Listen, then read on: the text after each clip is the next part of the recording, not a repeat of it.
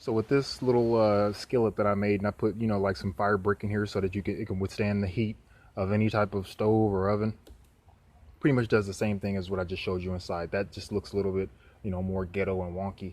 You know, this would be the main thing. So you have the two pipes, uh, and inside, you know, you have copper coils inside that speeds up the heating time, by half. And then you have a glass partition that pushes the uh, the steam up quickly. And then you also have this, which both acts as a, you can pour the tainted water supply in there, as well as you have air, because it's going to need a constant infusion of air that can come in, but it won't come out. And obviously, while it's outside, it's going to have a little solar mirror array, heating up, just some aluminum, heating up this black, metal, blah, blah, blah. Let's get to the big boy.